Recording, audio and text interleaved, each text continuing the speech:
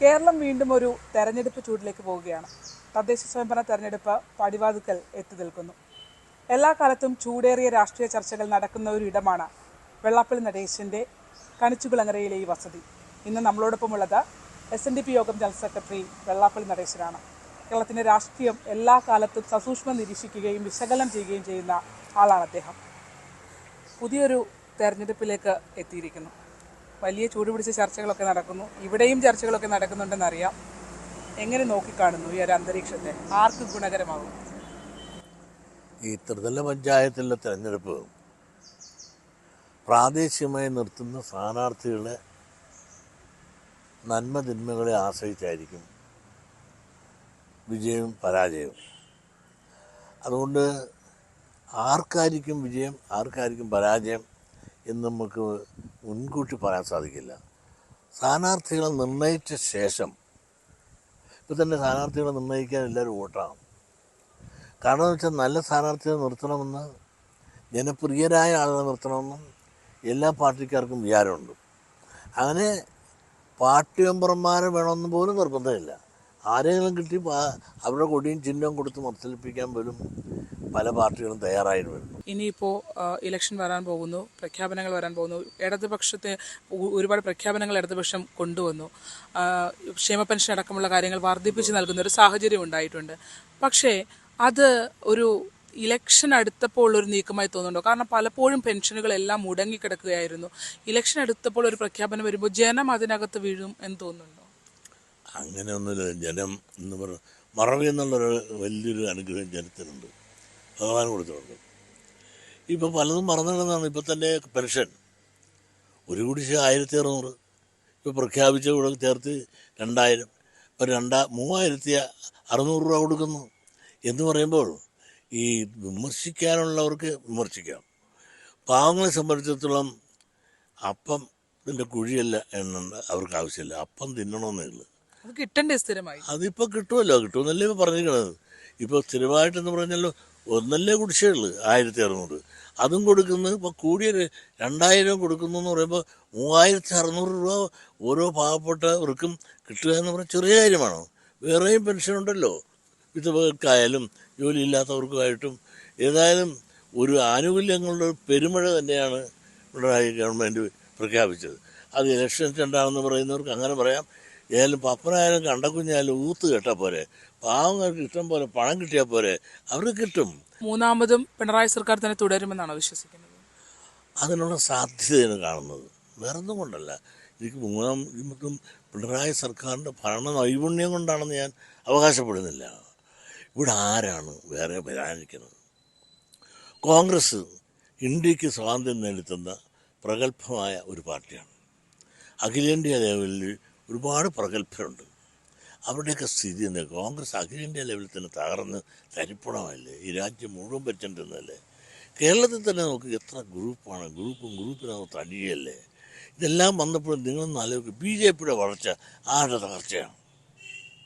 കോൺഗ്രസിൻ്റെ തകർച്ചയാണ്. ഈ BJPയിലേക്ക് പോകുന്ന ആര്? സവർണ വോട്ടുകളാണ് പോകുന്നത്. ഈ പന്നോക്കക്കാരൻ്റെയും പട്ടികജാതിക്കാരൻ്റെ വോട്ടുകൾ കൂടുതലും ഇടതുപക്ഷത്തിനാണ്. അതിൽ നിന്ന് 5% പോകുമെങ്കിൽ മുന്നോക്ക സമുദായത്തിൽ നിന്ന് 25% പോകും. അപ്പോൾ ഇതുകൊണ്ട് ഫലത്തിൽ വരുമ്പോൾ ഇവിടെ ശോഷിക്കുന്നത് കോൺഗ്രസ്സാണ്. ലീഗ് വിഴുങ്ങും എന്നാണോ താങ്കൾക്ക്? ഇപ്പോഴേ വിഴുങ്ങിയിരിക്കുകയല്ലേ. കോൺഗ്രസിനകത്ത് ഒരാളെ ചേർക്കണമെങ്കിൽ മലപ്പുറത്ത് നിന്ന് ചോദിച്ചിട്ടല്ലേ ഇപ്പോഴും ചേർക്കുന്നത്. ഇത്തരം ഗതികെട്ടൊരു അവസ്ഥ കോൺഗ്രസ്സിന് ഇന്ന് കേരളത്തിലുള്ളത് പോലെ വേറെ ആർക്കുണ്ട്? ഏത് കാര്യം പറയണമെങ്കിലും മിണ്ടണമെങ്കിലും ലീഗിനോട് ചോദിക്കണ്ടേ? കോൺഗ്രസിനകത്ത് ഒരാളെ ചേർക്കണമെങ്കിൽ ലീഗിൻ്റെ അനുവാദം വേണ്ടേ? ലീഗിൻ്റെ ദാർഢ്യം തന്നെ നോക്കുക, ഒരു വർത്തമാനത്തിൻ്റെ ദാർഢ്യം. ഒരു കേരളം 2 ടേം ഭരിച്ചു, 3ാമത്തെ ടേം ഭരിക്കുമെന്ന് വിശ്വസിക്കുന്ന ഒരു മുഖ്യമന്ത്രിയെ പറ്റി പറയണത് എന്താണ്? ആണും പെണ്ണും കെട്ടണമെന്നാണ്. ഇങ്ങനെയൊക്കെയാണ് പറയണത്. ആരാണ് അവർ? പ്രധാനപ്പെട്ട ആളുകൾ. അതുപോലെ വേറുള്ള പ്രധാനപ്പെട്ട വലിയ ദിവ്യന്മാരായ ഈ ലീഗിലെ നേതാക്കന്മാർ ഭരണം ഇല്ലാഞ്ഞിട്ട് പോലും ഇവിടെ പറയുന്നതും ദുബായ് ചെന്ന് പറയുന്നത് എന്താണ്? 9.5 കൊല്ലം ഞങ്ങൾ പുറത്തു നിന്നു, ഇനി വരന്ന് കയറണം, മാത്രമല്ല 9.5 കൊല്ലം കൊണ്ട് പോയി മുഴുവൻ ഞങ്ങൾ പിടിച്ചിട്ട് എടുക്കും എന്ന് പറയുമ്പോൾ അവരുടെ ദാർഢ്യത്തിൻ്റെ സ്വരം. ഇപ്പോൾ ഭരണമില്ലാത്തപ്പോൾ ഇതാണ് പറയണമെങ്കിൽ ഭരണത്തിൽ വന്നാൽ നമ്മളൊക്കെ എവിടെ പോയിട്ട് വരും?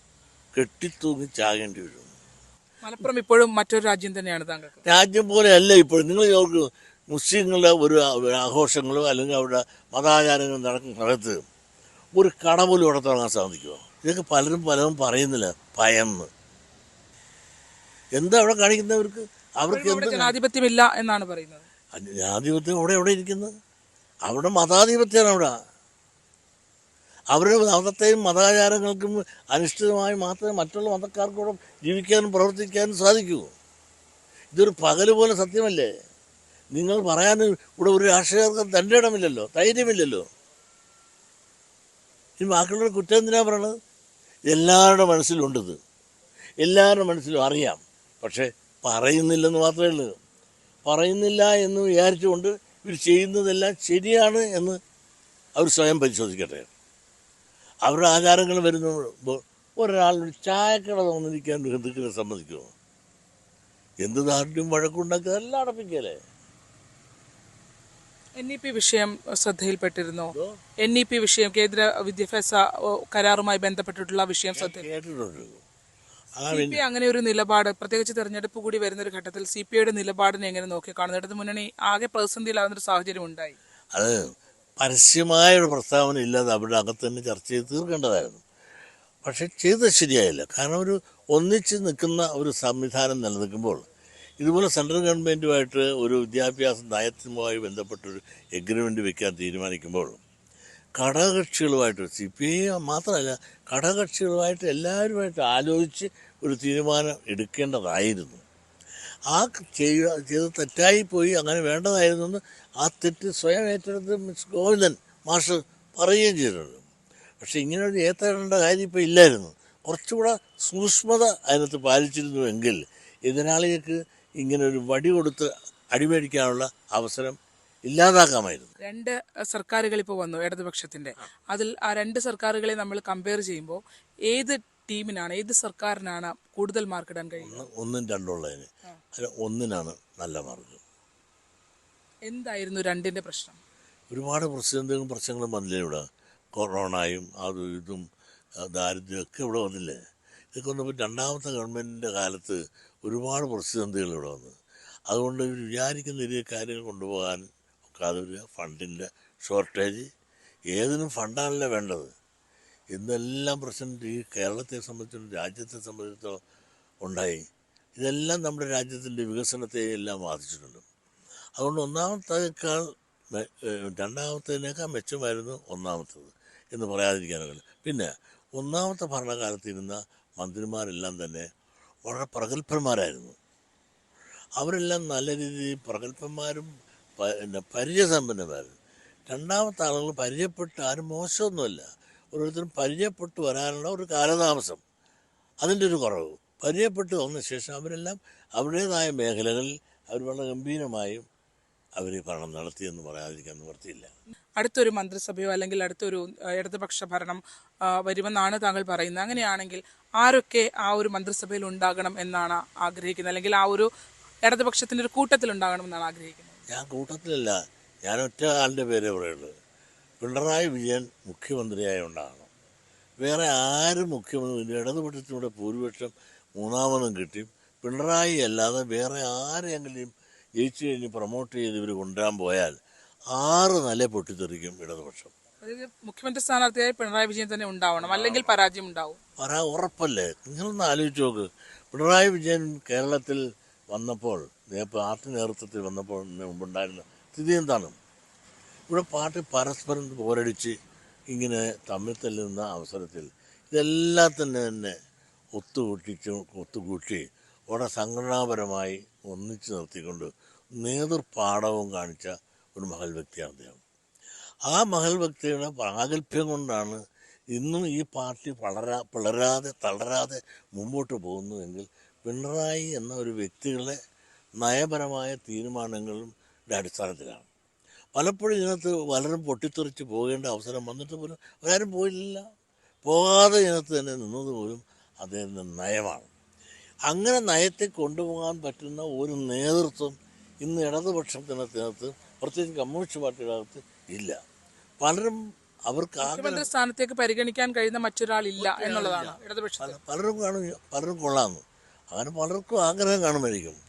ആഗ്രഹമുണ്ടെങ്കിൽ അവർ വന്നു കഴിഞ്ഞാൽ അവർ ഇത് തകർത്ത് തരിപ്പണമാക്കുമെന്നുള്ളതല്ലാതെ അവർക്കൊന്നും പിണറായി കൊണ്ടുപോകുന്ന പോലെ നയജാതിര്യത്തോടുകൂടി, നേതൃഗുണത്തോടുകൂടി, ആജ്ഞാശക്തിയോടുകൂടി, ഇച്ഛാശക്തിയോടുകൂടി പാർട്ടിയെ നയിക്കാനോ അതോടൊപ്പം തന്നെ മുഖ്യമന്ത്രി സ്ഥാനം നയിക്കാനോ വേറെ ഒരൊറ്റ ആളിനും ഇന്ന് കേരളത്തിൽ ഇടതുപക്ഷത്തിന് സാധിക്കില്ല. നിലവിൽ ആലപ്പുഴ ജില്ല പരിഗണിക്കുകയാണെങ്കിൽ ആലപ്പുഴ ജില്ലയിൽ ഒരു ഇടതുപക്ഷത്തിൻ്റെ സീറ്റ് പരിഗണിക്കുക ഏറ്റവും പ്രധാനപ്പെട്ട സീറ്റുകളിലൊന്നാണ് കുട്ടനാട്. കുട്ടനാടിനെ സംബന്ധിച്ചിടത്ത് പറയുകയാണെങ്കിൽ ഇടതുപക്ഷ പാർട്ടികൾക്ക് ഏറ്റവും കൂടുതൽ വേരോട്ടമുള്ളൊരു മണ്ണാണ്. രക്തസാക്ഷികളൊക്കെ ഉള്ള ഇടതുപക്ഷം അങ്ങനെ അവർ എപ്പോഴും ഉയർത്തിക്കാട്ടുന്ന ഇപ്പോഴും ആ ഒരു ഇടതുപക്ഷത്തോട് വലിയ ചായ്വുള്ളൊരു ഇടമാണ്. അവിടെ തുടർച്ചയായ തിരഞ്ഞെടുപ്പുകളിൽ NCP ഭരണത്തിലേക്ക് വരുന്നു, NCPക്ക് അത് സീറ്റ് വിട്ടുകൊടുക്കുന്നു. കുട്ടനാട് സീറ്റിനെ സംബന്ധിച്ച് എന്താണ് അഭിപ്രായം? കുട്ടനാട് സീറ്റ് മാത്രമായിട്ട് ഞാൻ പറയത്തില്ല. എനിക്കൊരു സീറ്റ് കൂടി പറയാനുണ്ട്, അരൂര്. ഈ അരൂരും കുട്ടനാടും അത് ഈഴവ ഭൂരിപക്ഷമുള്ള സ്ഥലമാണ്.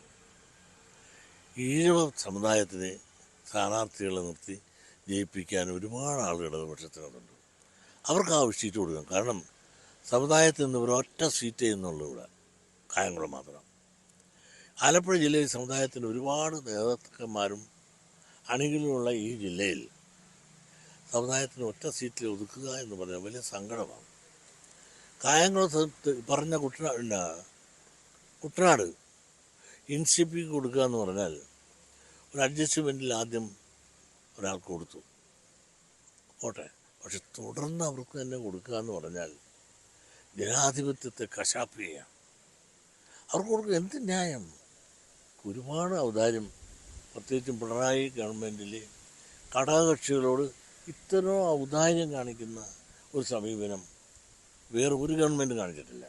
കാരണം ഒരു MLA ആയാൽ അവന് മന്ത്രി, എല്ലാവർക്കും വേണ്ടത്ര പരിഗണനയും പരീക്ഷയും കൊടുക്കുന്നുണ്ട്. അതുകൊണ്ട് എന്ത് വരുന്നു, ഇവർക്കെല്ലാം മന്ത്രിസ്ഥാനങ്ങളും എല്ലാം കൊടുക്കുമ്പോൾ മറ്റു വിഭാഗങ്ങൾക്കുള്ളതിനാണ് എടുത്തു കൊടുക്കുന്നത്. NCP എന്നൊരു സാധനം കുട്ടനാട്ടിലില്ല. പങ്കിട്ടപ്പോൾ അവർക്ക് കൊടുത്തപ്പോൾ എന്തിന് കുട്ടനാട്ടിൽ കൊടുത്ത്? ഈ സമുദായത്തിന് ലഭിക്കേണ്ട ന്യായമായ അവകാശമാണ്. അവിടുത്തെ സീറ്റ് സമുദായത്തിന് കൊടുക്കണം, അതുകൊണ്ട് അരൂരത്തത്. ഇത് രണ്ടും വരുന്ന തെരഞ്ഞെടുപ്പിലെങ്കിലും സമുദായത്തിന് കൊടുക്കാനുള്ള ഒരു വലിയ മനസ്സിൽ ഇടതുപക്ഷത്തിനുണ്ടാകണമെന്ന ഒരു വിനീതമായ അപേക്ഷയാണ്. കാരണം CPM ഏറ്റെടുക്കണമെന്നാണോ? CPM ഏറ്റെടുക്കണം. അവിടെ CPM ഏറ്റെടുത്ത് സമുദായത്തിന് കൊടുക്കണം. കുട്ടനാട് സീറ്റും അരൂർ സീറ്റും. നിങ്ങളൊന്ന് ആലോചിച്ച് നോക്കുക. എറണാകുളത്ത് ഒരു സീറ്റ് എഴുതുന്നത്, കൊല്ലത്തൊരു സീറ്റുകളിൽ, കോട്ടയത്തൊരു സീറ്റുകളിൽ, ആലപ്പുഴ ഒരു സീറ്റുകളിൽ. ഇങ്ങനെ കിഴക്കോട്ട് പോയാൽ നമുക്ക് ഒന്നുമില്ല. ബാക്കി എല്ലാവരും എന്തുമാത്രം മേടിക്കുന്നുണ്ട്. നിങ്ങൾ ഇഷ്ടമെടുത്ത് നോക്ക്. മുസ്ലിം സമുദായത്താണ് ലീഗെന്നും പറഞ്ഞവരെടുക്കും, കോൺഗ്രസിനകത്ത് മുസ്ലിം എന്നും പറഞ്ഞവരെടുക്കും. ഇങ്ങനെ ഓരോന്നും എടുത്തെടുത്തെടുത്ത് സമുദായത്തിൻ്റെ സ്ഥിതി എന്താണ്? സമുദായത്തിന് പണ്ടുള്ളതിനേക്കാൾ ഇന്ന് ജനപ്രതിനിധികളുടെ എണ്ണം കുറഞ്ഞു വരുന്നു. അതിനുവേണ്ടി പറയാനോ കണക്ക് പറയാനോ ഇന്ന് സമുദായത്തിലോ സമുദായ നേതാക്കന്മാരോ ആരും തയ്യാറാകുന്നില്ല. അപ്പോൾ ഇത്രയൊക്കെ ഇടതുപക്ഷ സ്നേഹം പറയുമ്പോഴും തെരഞ്ഞെടുപ്പ് ഘട്ടം വരുമ്പോൾ ഇടതുപക്ഷം വേണ്ടത്ര രീതിയിൽ SNDPയെ പരിഗണിക്കുന്നില്ല എന്ന് തോന്നുന്നുണ്ടോ? SNDPയെ പരിഗണിക്കണമെന്ന് ഞാൻ പറയത്തില്ല. ഈഴവ സമുദായത്തെ പരിഗണിക്കണം. പണ്ട് പരിഗണിക്കാത്തതിൻ്റെ ആണല്ലോ ഞാൻ പറഞ്ഞു അരൂര്. എന്തിനാണ് ആദ്യം ഒരു മുന്നോക്ക ക്രിസ്ത്യാനിയെ കൊണ്ടുവച്ച് രണ്ടാമതൊരു പിന്നോക്ക ക്രിസ്ത്യാനിയെ വെച്ച്, അല്ലേ? അപ്പോൾ ഒരു ഈഴവനെ കൊണ്ടുവച്ചില്ലല്ലോ അവർ. എത്രയോ പ്രാവശ്യം എഴുതുന്ന സ്ഥലമാണ്. ഈഴവ വോട്ടുകൾക്ക് വളരെ പ്രാധാന്യമുള്ളൊരിടം കൂടിയാണ്. 48% ഇപ്പോൾ ഒരു പാട്ടുകാരനെ വെച്ച് പള്ളിപ്പാട്ട് പാടുന്നുള്ളതല്ലാതെ പാട്ടിനായിട്ട് വലിയ ബന്ധമൊന്നുമില്ല. ആകട്ടെ, നല്ലത് തന്നെ. അവർക്കും ഇടം കൊടുക്കണമെങ്കിൽ അവിടെ വേണം കൊടുക്കേണ്ടത്. അവർക്ക് എറണാകുളത്ത് കൊടുക്കണ്ടേ, എത്തിനാണ്ട് കൊടുക്കണമെങ്കിൽ. ഇപ്പോൾ എത്തിയാണ് കൊടുക്കണം, മറ്റവർക്ക് കൊടുക്കണം, പലർക്ക് കൊടുക്കണം എന്ന് പറയുമ്പോൾ ഇതെല്ലാം എപ്പോഴും ആരുടെ അടുത്താണ് കൊടുക്കുന്നത്? നിങ്ങളുടെ അവഗണനയാണ്. എപ്പോഴും ഈഴവ സമുദായത്തിന് ആലപ്പുഴ ജില്ലയിൽ സീറ്റുകൾ കൊടുക്കുന്ന കാര്യത്തിൽ ഒരു അവഗണനയുണ്ട്. അത് മാറ്റണം. അവർക്ക് ദുഃഖമുണ്ട്. അവർക്കൊരു ഈഴവനെ വോട്ട് ചെയ്യാനൊക്കാത്തതിൽ പക്ഷേ പ്രത്യേകിച്ചും കുട്ടനാട്ടിലെ ആളുകൾക്ക് വളരെ വലിയ സങ്കടമാണ്. കാരണം അവർ പിന്നോക്ക വിഭാഗത്തിൽപ്പെട്ടവർ ഇടതുപക്ഷത്തിന് വോട്ട് ചെയ്തിട്ടുണ്ടെങ്കിൽ ആ വിഭാഗത്തിന് ഇടതുപക്ഷത്തിന് വോട്ട് ചെയ്യാനുള്ള അവസരം ഇല്ലാതെ പോകുന്നതിൽ അങ്ങേറ്റം വിഷമവും ദുഃഖമുണ്ട് അവർക്ക്. ആ ദുഃഖം പേറിക്കൊണ്ടാണ് നിൽക്കുന്നത്. ഈ ടൈറ്റ് മത്സരം വരുന്ന സമയത്തെ സീറ്റുകൾ നഷ്ടപ്പെടാൻ സാധ്യതയുണ്ടോ ഇവിടെ?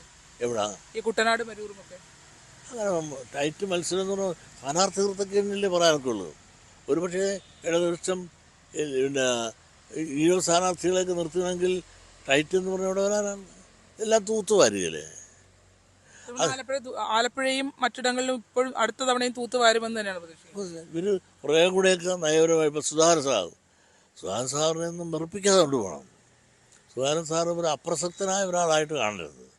അദ്ദേഹത്തിന് ഇന്നും വളരെയധികം പേരുകൾ ആലപ്പുഴയുണ്ട്. ആലപ്പുഴയിൽ അദ്ദേഹത്തെ ദുഃഖിപ്പിച്ച് നിർത്തരുത്. അദ്ദേഹത്തിൻ്റെ നന്മകൾ എല്ലാവർക്കും അറിയാം. ഒരു ജനപ്രിയനാണ്. അദ്ദേഹം വളർത്തിക്കൊണ്ടുവന്നവരാണ് പലരും അദ്ദേഹത്തിനെ കാലുവാരിയത്. അദ്ദേഹത്തെ കൂടെ ഒരു വിശ്വസ്തയിലെടുത്ത് കൊണ്ടുപോകാനുള്ള നയം ആലപ്പുഴ എടുത്തില്ല എങ്കിൽ അതിൻ്റേതായ ചെറിയ ദോഷങ്ങളൊക്കെ ആലപ്പുഴ സംഭവിക്കാൻ ഇടയുണ്ട്.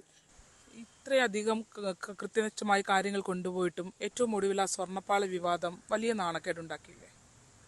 അത് കട്ടവർക്കല്ലേ നാണക്കേട്, നമുക്കെന്താ കുഴപ്പം? എങ്കിലും അത്തരത്തിൽ വളരെ ഈ ശബരിമല എന്ന് പറയുന്ന അതിവൈകാരികമായി പലരും ഉൾക്കൊള്ളുന്ന ഒരു ഇടമാണ്. അവിടെ ഇങ്ങനെ ഒരു സംഭവം ഈ എല്ലാ സുരക്ഷാ സംവിധാനങ്ങളും എല്ലാ സുരക്ഷയാണ് കട്ടവനാരാണെന്ന് അതിന് സർക്കാരിനാണിത്. ഇത് ആര് രക്ഷിക്കേണ്ട ഉത്തരവാദിത്വം ഇല്ലേ? സംരക്ഷിക്കുക അത് അന്വേഷിക്കുന്നുണ്ടല്ലോ ശക്തമായിട്ട്. കോടതി എന്ന് പറഞ്ഞു അത് വളരെ ശക്തമായിട്ട് ഇപ്പോൾ വാസുവിനെ കണ്ടുപിടിച്ച് ഈ പിന്നെ പത്തനംതിട്ടക്കാരൻ കള്ളനാണെന്ന് ഞാൻ പണ്ടേ പറഞ്ഞതല്ലേ, അത് നിങ്ങളാരും കേട്ടോ? അയാൾ ആളെ ശരിയല്ലെന്ന്. ഇതിനകത്ത് ഒരു പല ശരികേടും കയറുന്നുണ്ട്. ഈ രാഷ്ട്രീയ അഭയാർത്ഥികൾക്ക് കയറാനും മെനകാടാനും കാശടിക്കാനും അവസരം കൊടുക്കാൻ പാടില്ല ദേവസ്വം ബോർഡുകളിൽ. അതുകൊണ്ടാണ് ഈ ബോർഡെല്ലാം പിരിച്ചു വിടണമെന്ന്. ബോർഡ് പിരിച്ചു വിട്ടിട്ട് IAS വെക്കി. കഴിഞ്ഞ തെരഞ്ഞെടുപ്പിന്റെ കാലത്ത് ഏറ്റവും അധികം സർക്കാരിനെതിരെ നിന്നൊരു വിഭാഗമാണ് NSS. പക്ഷെ ഇപ്പോൾ അവരുടെ ഒരു നിലപാട് മാറ്റം അതിനെങ്ങനെയാണ് നോക്കി കാണുന്നത്? അല്ല, NSSൻ്റെ ഇപ്പോൾ നിലപാട് മാറ്റത്തിന് ഒരു കുഴപ്പമില്ല. NSS ഇപ്പോൾ ശരി ദൂരത്തിൽ കൂടെ പോയിക്കൊണ്ടിരിക്കുകയാണ്.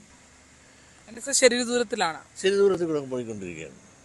മുമ്പ് സമദൂരമായിരുന്നു, ഇപ്പോൾ ശരി ദൂരത്തിൽ കൊണ്ട് പോയിരിക്കുന്നത്.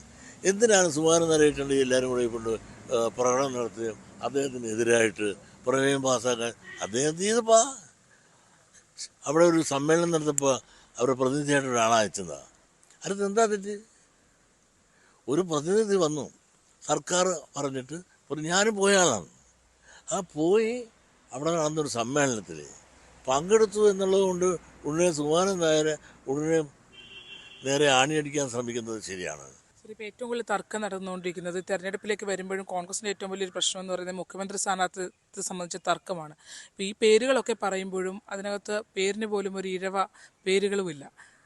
ഇവർ ഈ പറഞ്ഞ മുഖ്യമന്ത്രി ആരെ എന്നതിനെ സംബന്ധിച്ചൊരു തർക്കം ഇപ്പോഴേ വേണ്ട എന്ന ഉപരി കമ്മിറ്റിയിൽ നിന്നുള്ള നിർദ്ദേശങ്ങൾ ഉണ്ടാവുമ്പോൾ പോലും അത് ഫലവത്തായി പോകുമെന്ന് തോന്നുന്നുണ്ടോ? ഈ ഒരു തർക്കം കോൺഗ്രസിനെ വലിയ രീതിയിൽ ബാധിക്കുന്നില്ലേ? കോൺഗ്രസിനകത്ത് എങ്ങനെ ഈഴവുണ്ടാകുന്നത്? ഈഴവനെല്ലാം പണ്ടേ വിട്ട് നിരത്തിയില്ലേ? ഉണ്ടായിരുന്നതിനെല്ലാം ഓരോ കാലഘട്ടങ്ങളിലായിട്ട് വെട്ടി നിർത്തി ഇപ്പോൾ ആരുമില്ല അതിനകത്ത്. ഇപ്പോൾ ഒരു അടൂർ പ്രകാശിനെ കൊണ്ട് നിർത്തിയിട്ടുണ്ട്. കോൺഗ്രസിനകത്ത് സാധാരണ ഈ വലിയ വലിയ വൃക്ഷങ്ങളെല്ലാം നിൽക്കുമ്പോൾ അല്ലെങ്കിൽ വലിയ തോട്ടങ്ങളുടെ അകത്ത് കൊതി കിട്ടാതിരിക്കാൻ വേണ്ടിയിട്ട് ബൊമ്മയെ കൊണ്ട് വയ്ക്കുന്നത് പോലെ ഈ വലിയ കോൺഗ്രസിനകത്ത് കൊണ്ട് കൊതി കിട്ടാതിരിക്കാനായിട്ട് ഒരു അടൂർ പ്രകാശിനെ ഇങ്ങനെ കൊണ്ട് നിർത്തിയിട്ടുണ്ട്, ഈഴവനാണെന്നും പറഞ്ഞുകൊണ്ട്. അത് വല്ല കാര്യമുണ്ടോ? നിങ്ങളൊന്ന് ആലോചിച്ച് നോക്ക്. കോൺഗ്രസിനകത്ത് ആരാണ് നേതാവ്? ഒരു പ്രതിപക്ഷ നേതാവുണ്ട്, സതീശൻ എന്ന് പറഞ്ഞാൽ വിവരമെന്ന് പറഞ്ഞ വഴിയേ പോയിട്ടില്ല. അഹങ്കാരത്തിന് കയ്യും കാലും വെച്ചത്. ആരോടൊരു മാന്യവും മര്യാദയായിട്ട് പെരുമാറാൻ അറിയാൻ പാടില്ലാത്തതാണ്. പറിച്ചു കേട്ട താനേതാണ്ട് മുകളിൽ നിന്ന് സ്വർഗരാജ്യത്ത് നിന്ന് ദൈവദൂതനായിട്ട് ഇങ്ങോട്ട് ഇറക്കി വിട്ട ആളിനെ കൂട്ടുള്ള വർത്തമാനമാണ്. വന്ന് ഇപ്പോൾ ഒരു മരപ്പട്ടി പോലും കൂടെ ഇല്ലാത്ത പരുവത്തിലായില്ലേ? അഹങ്കാരം ഒരിക്കലും ഒരു വിനയമാണ് മനുഷ്യർക്ക് വേണ്ടത്. പൊതുപ്രവർത്തനത്തിൽ പ്രത്യേകിച്ചും ഇത് വിനയമുണ്ട് അദ്ദേഹത്തിന്. പ്രത്യേകിച്ച് പ്രതിപക്ഷ നേതാവായതോടുകൂടി ഏതാണ്ട് അമേരിക്കൻ പ്രസിഡൻ്റായ രീതിയാണ് പദവിയും പ്രതാപവും പറച്ചിലും. ഇപ്പോൾ വന്ന് വലിയ ആനയായിട്ട് വന്ന് ഇപ്പോൾ കുഴിയാനയായിട്ട് കിടക്കുക. പിന്നെ കോൺഗ്രസ്സിന് ആരാ ഉള്ളത്? ആരാണ്? ഇപ്പോൾ കൊള്ളാവുന്ന ഒരാളുണ്ട്, മുരളി. ഏത് മുരളി? കെ കരുണാകരൻ. മുരളി കൊള്ളാവുന്നതാണ്, പക്ഷെ തലയിലെടുത്ത് വേണ്ടേ.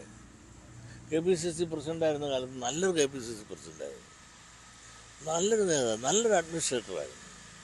പക്ഷെ അത് എടുത്തു ചാടി മന്ത്രിയാകാൻ പോയി, അതോടുകൂടി ആഴത്ത് വീണു. പിന്നെ കോൺഗ്രസിൽ നിന്ന് കോൺഗ്രസ് ഒക്കെ ഉണ്ടാക്കി അങ്ങോട്ടും ഇങ്ങോട്ടും പോയി. അതോടുകൂടി കോൺഗ്രസിനകത്ത് വളരെ ജൂനിയറായി ഇടിച്ച് താത്തി നിരത്തിട്ട് ചവിട്ടി തേച്ചിട്ടിരിക്കുകയാണ്. ഇപ്പോൾ അനുയായിയുള്ളത് വേണുഗോപാലിനെയാണ്. പുള്ളി ഡൽഹിയിലാണ്. പുള്ളി ഇവിടെ ഇഷ്ടംപോലെ അനുയായികളെ പ്രസൃഷ്ടിച്ച് വെച്ചിട്ടുണ്ട്. പക്ഷെ മകൻ വിടുവാന്ന് എനിക്ക് സംബന്ധിച്ചതാണ്, സോണിയയുടെ മകനെ. ഇയാൾ അവിടെ വേണം പുള്ളിക്ക് പല കാര്യങ്ങൾക്കും. അയാളിപ്പോൾ നേതാവായില്ല. അയാൾ നമുക്ക് എത്ര വന്നാലും ഞാനുമായിട്ട് പല ഗുസ്തി ഉണ്ടായിട്ടുണ്ടെങ്കിലും കഴിവിനെ അഭിനന്ദിച്ചേ പറ്റുള്ളൂ. കാരണം ഇവിടെയുള്ള ഒരു മലയാളി ഡൽഹി ചെന്ന് അവരെല്ലാം കീഴടക്കി അവരിൽ രണ്ടാമനായി നിൽക്കാൻ സാധിക്കുന്നു എന്നുള്ളത് വലിയൊരു കഴിവല്ലേ. ആ കഴിവിനെ നമ്മൾ അംഗീകരിച്ചേ പറ്റുള്ളൂ. അങ്ങനെയുള്ള KC വേണുഗോപാൽ കേരളത്തിൽ മുഖ്യമന്ത്രിയാകാനും യോഗ്യതയുള്ള ആളാണെന്നാണ് വിചാരിക്കുന്നത്. അദ്ദേഹത്തിന് എന്താ കുഴപ്പം?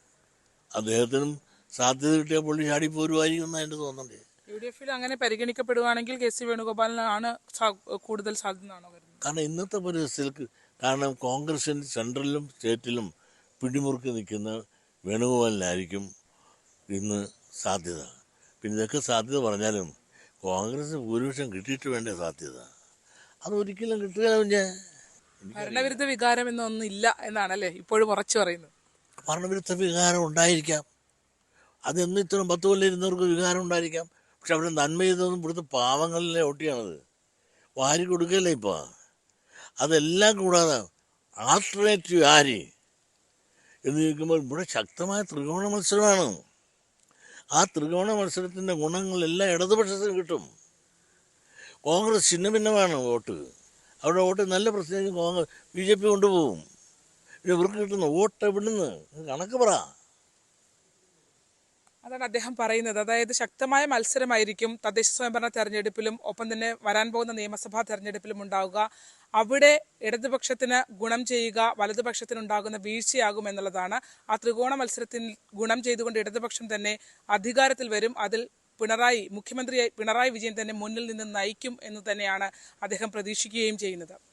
ആലപ്പുഴയിൽ നിന്നും ശരണ്യ സ്നേഹജൻ, News 18.